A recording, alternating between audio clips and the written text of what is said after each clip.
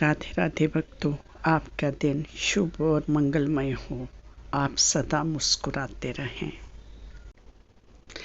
आज मैं लेकर आई हूँ भगवत गीता का 5वां अध्याय। चलिए शुरू करते हैं।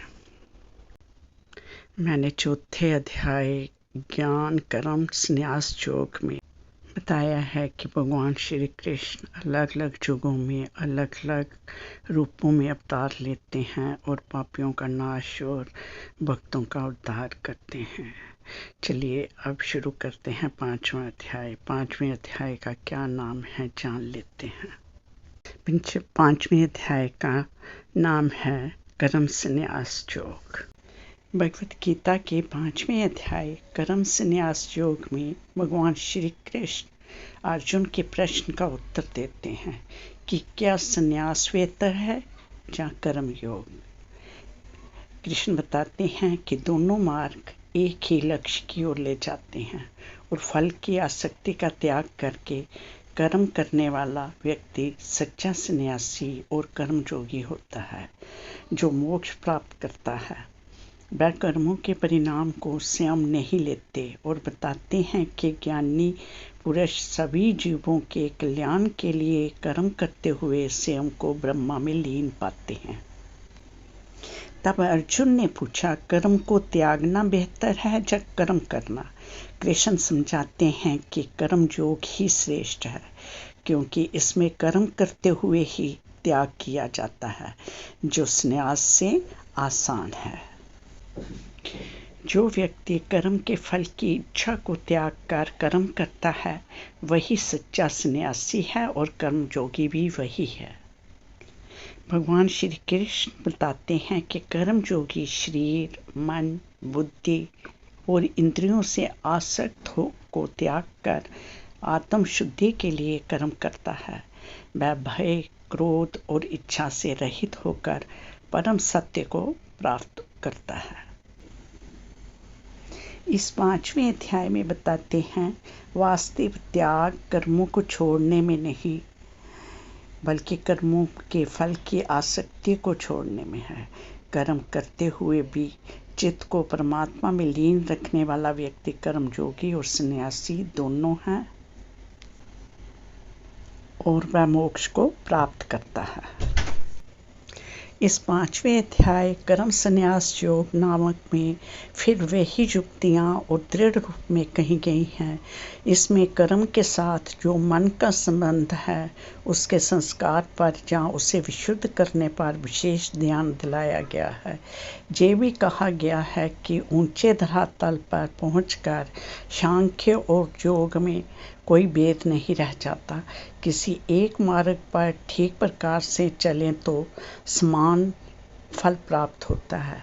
जीवन के जितने कर्म हैं सबको समर्पण कर देने से व्यक्ति एकदम शांति के ध्रुव बिंदु पर पहुंच जाता है और जल में खिले कमल के समान कर्म रूपी जल से लिप्त नहीं होता। भगवान श्री कृष्ण इस अध्याय में कर्म योग और साधु पुरुष का वर्णन करते हैं तथा बताते हैं मैं सृष्टि के हर जीव में समान रूप से रहता हूँ, अतः प्राणी को समदर्शी होना चाहिए। इस अध्याय में भगवान श्री कृष्ण कहते हैं जो पुरुष कर्म फल से न घृणा करता है और ना ही इच्छा करता है वह सच्चा सन्यासी है। कर्मयोगी अपने कर्मों को ब्रह्मा में अर्पण करते हैं और पाप से लिप्त नहीं होते क्योंकि वह स्वयं को कर्म का कर्ता नहीं मानते। कर्मयोगी सुख और दुख दोनों में समभाव बनाए रखते हैं। वे इंद्रिय विषयों से मिलने वाले सुख को कष्टों का कारण मानते हैं और अपने मन में शांति स्थापित करते हैं जो उन्हें ब्रह्मा निर्वाण तक ले जाती है। कर्मयोगी आत्मा को शरीर से भिन्न नहीं मानते हैं और आत्मा को नव द्वारों वाले नगर में निवास करने वाला देखते हैं। वे शरीर और आत्मा में साम्य देखते हैं। ऐसा प्राणी संसारिक कर्म करता हुआ भी लिप्त नहीं होता, अर्थात संतान व संपत्ति में आसक्त नहीं होता क्योंकि उसे तत्व ज्ञान से ज्ञान हो जाता है कि ये संतान व संपत्ति अपने नहीं है, इसलिए उनसे द्वेष भी नहीं होता तथा लगाव भी नहीं बनाता तथा अपने मूल उद्देश्य को नहीं भूलता। इसलिए जिस घर में हम रह रहे हैं, इस सर्व संपत्ति व संतान को अपना ना समझकर प्रेम पूर्वक रहते हुए प्रभु प्राप्ति की लगन लगाए रखें। तत्वदर्शी प्रभु में लीन जोगी तो देखता हुआ, सुनता हुआ, स्पर्श करता हुआ, सूंघता हुआ, भोजन करता हुआ, चलता हुआ, सोता हुआ, श्वास लेता हुआ, बोलता हुआ, त्यागता हुआ, ग्रहण करता हुआ तथा आँखों को खोलता और मूंदता हुआ भी सब इंद्रियां अपने अपने अर्थों में बरत रही हैं, अर्थात दुराचार नहीं करता। इस प्रकार समझकर निस्संदेह ऐसा मानता है कि मैं कुछ भी नहीं करता, अर्थात ऐसा कर्म नहीं करता जो पापदायक है। भावार्थ ये है कि जो कुछ भी हो रहा है परमात्मा की कृपा से ही हो रहा है। जीव कुछ नहीं कर सकता। परमात्मा के विधान अनुसार चलने वाला सुखी रहता है तथा मोक्ष प्राप्त करता है। विपरीत चलने वाले को हमेशा हानि होती है।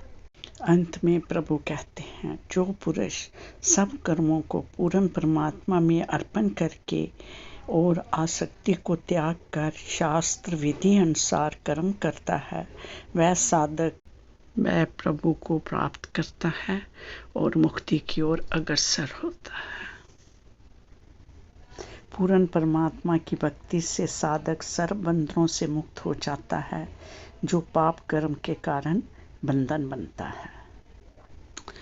तत्व ज्ञान के आधार से गृहस्थी व ब्रह्मचार्य रहकर जो एक ही प्रकार की साधना करते हैं, उन दोनों को पृथक पृथक फल प्राप्त होता है। ऐसा नादान ही सोच सकते हैं, वे पंडित भी नहीं हैं। एक सर्वशक्तिमान परमेश्वर और समायक प्रकार से सिद्ध पुरुष दोनों समान फल रूप को तत्व ज्ञान आधार से प्राप्त करते हैं। भावार्थ ये है कि जो लोग कहते हैं कि शास्त्र विधि अनुसार साधना करने वाले जिन्होंने शादी नहीं करवाई, अर्थात ब्रह्मचारी रहकर घर पर या आश्रम आदि में साधना करने वाले कर्मयोगी श्रेष्ठ हैं। कोई कहते हैं कि शादी करवाकर बाल बच्चों में रहकर कर्म करते करते साधना करना श्रेष्ठ है। वे दोनों ही नादान हैं, क्योंकि वास्तविक ज्ञान अर्थात तत्व ज्ञान तो तत्वदर्शी संत ही से ही भिन्न भिन्न बताएगा कि शास्त्र विधि अनुसार साधना से दोनों को समान फल प्राप्त होता है। अर्थात तात्पर्य ये है कि दोनों की भक्ति समान है और दोनों को ही मुक्ति प्राप्त होगी। राधे राधे। गलती त्रुटि माफ।